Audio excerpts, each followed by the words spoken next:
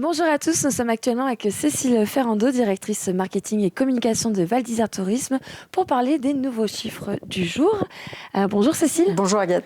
Alors, quels sont le taux d'occupation, et les nuitées pour cette semaine? Le taux d'occupation pour la semaine à venir est de 70,3% et on attend 79 500 nuitées pour la semaine. Donc, on est encore un petit peu plus en baisse par rapport à la première semaine de janvier.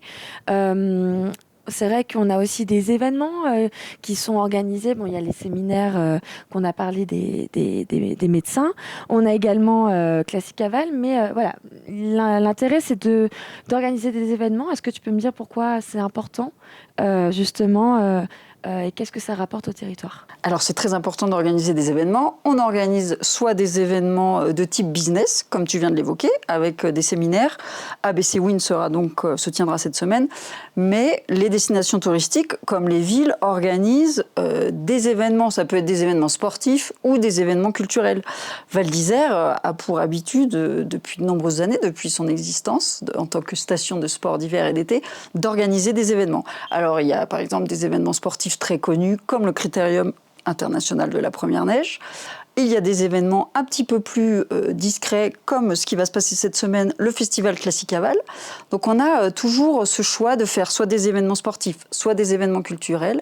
Et on fait cela pour plusieurs raisons. Tout d'abord, une raison d'image. On veut faire parler de Val d'Isère, donc c'est de la notoriété, on veut travailler notre notoriété. Et un événement, ça sert à ça, à regarder les événements sportifs, type Jeux Olympiques par exemple, ça ce sont des très grands événements sportifs, mais ça fait parler du lieu. Ça a des bénéfices à la fois économiques, mais pas que. Donc bénéfices économiques évidemment, puisque on peut avoir des investissements sur le territoire pour développer ces événements. On fait aussi venir des personnes qui font travailler le tissu économique local. Et puis on fait aussi venir des coureurs qui eux aussi animent le village. Mais en plus de ces bénéfices économiques, il y a des bénéfices pour les habitants, puisque les habitants peuvent participer à ces événements. Et puis comme je l'ai dit, en termes d'image et de notoriété, c'est très favorable pour les destinations. Donc nous, Val d'Isère, en janvier et sur d'autres périodes plus creuses de l'année, eh bien, on se positionne en tant qu'organisateur d'événements. Que ce soit Val d'Isère Tourisme, comme par exemple pour Classic Aval, ou le Club des Sports pour le Critérium ou d'autres événements l'été, comme le Trail. Donc on est plusieurs entités à organiser, mais on a tous en ligne de mire le fait de garder l'âme de Val d'Isère au travers de ces événements. Je m'explique, par exemple, pour Classic Aval, on a créé cet événement avec une personne qui avait un amour pour Val d'Isère, qui était monsieur Jean Résine à l'époque, et qui avait des relations avec des musiciens, et il entendait développer ses concerts dans l'église de Val d'Isère, qui a une très bonne acoustique. Donc cette histoire nous semblait très favorable. On peut raconter une belle histoire, ça correspond à Val d'Isère, ça correspond à une partie de nos cibles. Donc on a des personnes qui apprécient la musique classique et qui sont ravies d'aller dans l'église de Val d'Isère ou hors les murs, parce que comme vous le savez, on fait aussi des événements, des petites animations sur le domaine skiable, par exemple, avec le piano ou sur la patinoire ou ailleurs.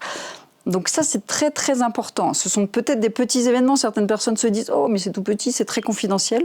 C'est vrai, c'est confidentiel, mais ça place Val d'Isère comme une station qui organise autre chose que des événements sportifs, des événements culturels donc, et c'est important. Et ça permet aussi d'animer tout au long de la saison. Parfois, c'est vrai qu'on a beaucoup de clients qui viennent en décembre, en février.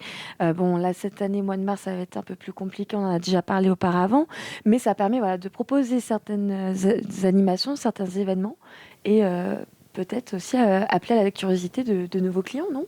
Tu as raison, Agathe, c'est le but principal aussi, de faire venir de nouveaux clients. Donc on intéresse les gens, on fait parler de nous, et puis on travaille les périodes creuses. On ne peut pas faire d'événements sur des périodes où tous les hébergements sont remplis, par exemple. On ne pourrait pas faire un événement en pleine semaine de Nouvel An, on ne trouverait pas d'hébergement, ce serait impossible. Donc ce qu'on fait, on travaille des périodes comme par exemple avril. Le festival Aventure et Découverte, il a été placé mi-avril, fin avril, pour dynamiser cette période-là, pour faire parler de Val d'Isère à cette période-là, pour faire venir des gens, que ce soit de nouveaux clients ou des propriétaires, parce que les gens ont un intérêt à venir partager un moment tous ensemble. Ça sert à ça aussi un événement, à partager un moment et à créer du lien avec d'autres personnes mais évidemment pour la destination, eh bien, ça sert à remplir. Donc à la fois de l'image, à la fois du remplissage.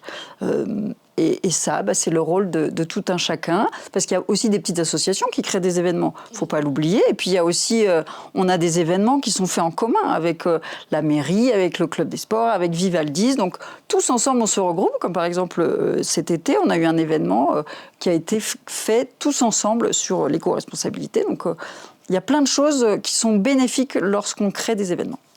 Eh ben, merci beaucoup en tout cas Cécile d'avoir été avec nous et puis on se retrouve la semaine prochaine pour les prochains chiffres. Merci à vous, à très bientôt.